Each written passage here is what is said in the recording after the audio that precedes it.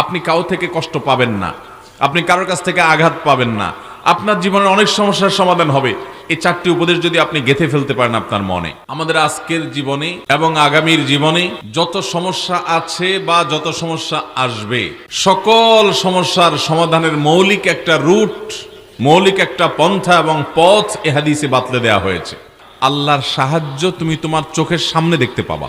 আমরা যে হতাশা, ডিপ্রেশন, পেরেশানিতে অনেক সময় ভেঙে পড়ি এবং নানা কারণে আমরা যে দুনিয়াতে বিপর্যস্ত হই, বিপদের মুখোমুখি হই, এই পরিস্থিতিতে একজন ইমানদারের জন্য অসাধারণ একটি রোড ম্যাপ বলে দেওয়া আছে হাদিসের মধ্যে। এই হাদিস সম্পর্কে যদি কেউ কোনো বিষয়, এই হাদিসের কোনো অংশ সম্পর্কে যদি কেউ না বুঝে থাকে, কিংবা এই হাদিসটি সম্পর্কে যদি কারোর ধারণা না থাকে, তাহলে একজন মুসলিম হিসাবে এটা তার জন্য অজ্ঞানতা ছাড়ার কিছুই নয়। ইসলাম জানবে আর এই হাদিসটি সম্পর্কে জানবে না, এটি হতে পারে না।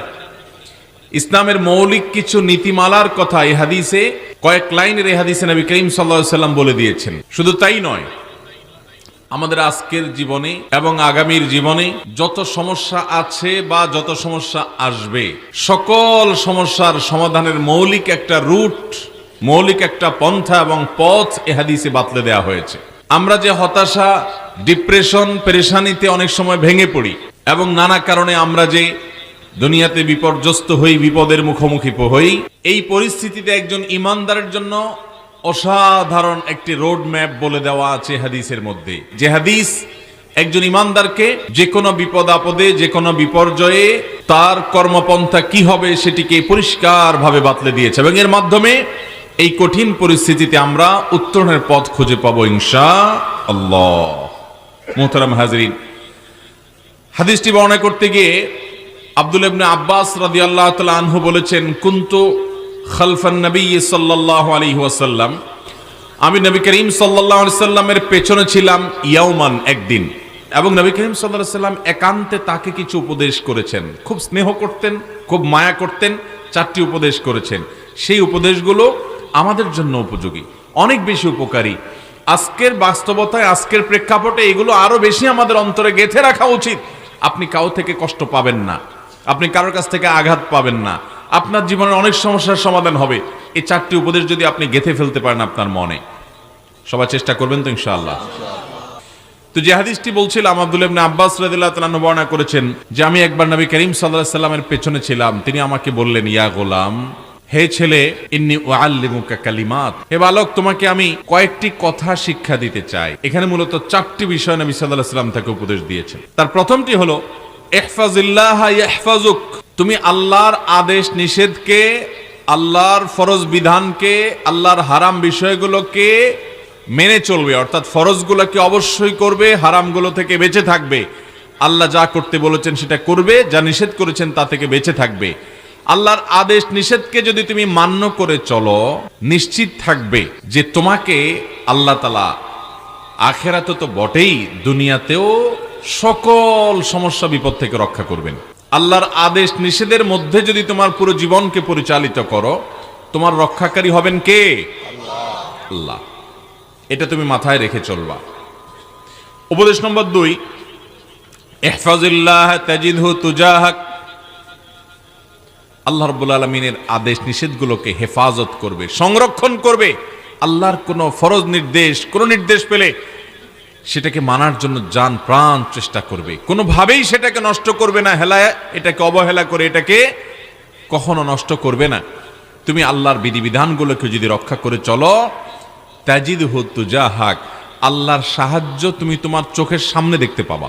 ভাইরা আমার, আমরা আজকাল ইসলাম ঝেড়ে ফেলে দিয়ে তারপরে দুনিয়ার উন্নতি চাই।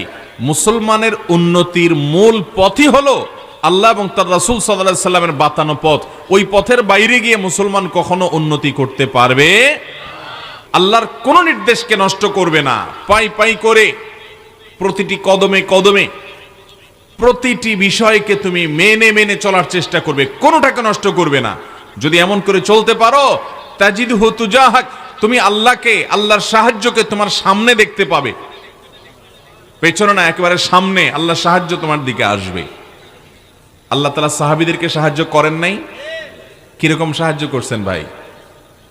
মাত্র 10 বছর সময় মদিনাতে পেয়েছেন। কয় বছর? 10 বছর।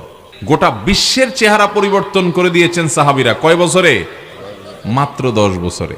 সবচেয়ে দুর্বল মানুষ, নিজের মাতৃভূমিতে থাকার অধিকার পর্যন্ত পান নাই, বিতাড়িত হয়েছেন, স্বাধীনতা থেকে বঞ্চিত করা হয়েছে, সেখান থেকে নিজের মাতৃভূমি উদ্ধার করে স্বাধীনতা অর্জন করেছেন। শুধু তাই নয়, গোটা বিশ্বকে পায়ের নিচে নিয়ে এসেছেন। কয় দিনে?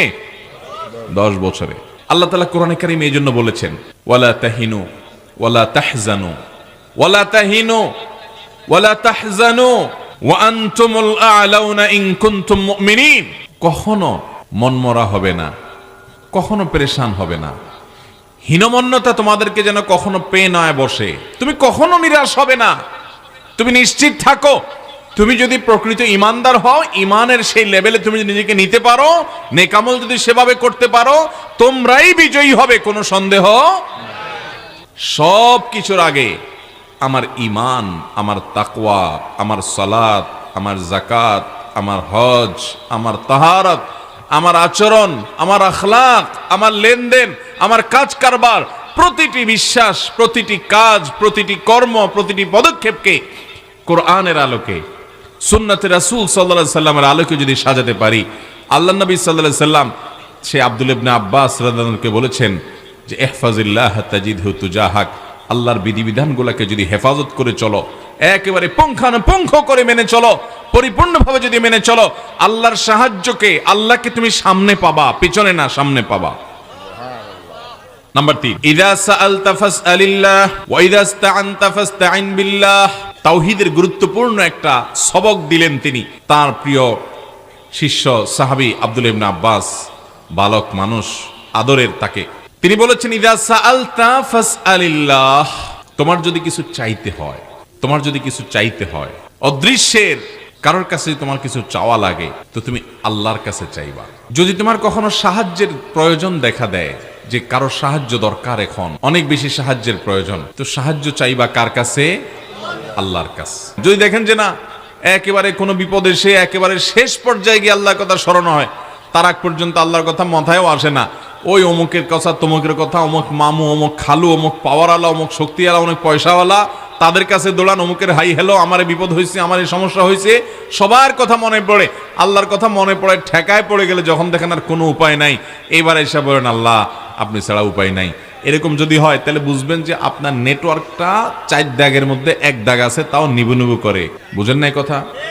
এরপরে এই 3 নম্বর উপদেশেরই পরিপূরক কথাগুলো নবী সাল্লাল্লাহু আলাইহি সাল্লাম বলেছেন 4 নম্বরে এসে, এই কথাগুলো ভালো করে শুনে রাখেন, এবং এই কথাগুলো পারলে কোন সুন্দর কাগজে লিখে নিজের অফিসে, বাসা, যেখানে সব সময় আপনি থাকেন তার আশেপাশে একটু লিখে রাখবেন। তিনি বলেছেন, ওয়া আলাম, জেনে রাখো হে ইবনে আব্বাস, হে বৎস, হে বালক, ভালো করে মাথায় রাখবা, জেনে রাখবা, আন্নাল উম্মাতা লাউ ইজতামাআত আলা আন ইয়ানফাউকা বিশাইইন, গোটা পৃথিবীর সকল মানুষ যদি ডিসিশন নেয়, শুধু জাতীয় সংসদে না, শুধুমাত্র জাতিসংঘে না, গোটা বিশ্বের সব মানুষ মিলে যদি ডিসিশন নেয় যে তোমার কোনো উপকার করবে, সিদ্ধান্ত নিয়ে নিচ্ছে আপনার উপকার করার সিদ্ধান্ত নিচ্ছে পৃথিবীর সকল দেশের প্রেসিডেন্ট, সকল দেশের প্রধানমন্ত্রী, রাজা মহারাজা, সকল দেশের নাগরিক সবাই মিলে ঐক্যবদ্ধ হয়েছে যে এই একটা মানুষকে আমরা রক্ষা করব, উপকার করব, সিদ্ধান্ত যদি সবাই নিয়ে নেয়, লাম ইয়ানফাউকা ইল্লা বিশাইইন ক্বাদ কাতাবাহুল্লাহু লাক,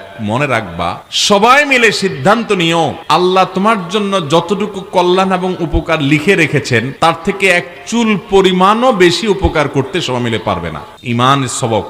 আর ওয়াইন ইজতামাউ আলা আন ইয়াদুররুকা বিশাইইন, আর যদি গোটা পৃথিবীর মানুষ সবাই মিলে সিদ্ধান্ত নেয় তোমার কোনো ক্ষতি করবে, তোমাকে শেষ করবে, যদি ডিসিশন নেয় সবাই মিলে, লাম ইয়াদুররুকা ইল্লা বিশাইইন ক্বাদ কাতাবাহুল্লাহু আলাইক, আল্লাহ তাআলা তোমার ব্যাপারে যতটুকু ক্ষতি হওয়ার কথা লিখে রেখেছেন তার থেকে এক চুল পরিমাণ বেশি ক্ষতি করার ক্ষমতা কারো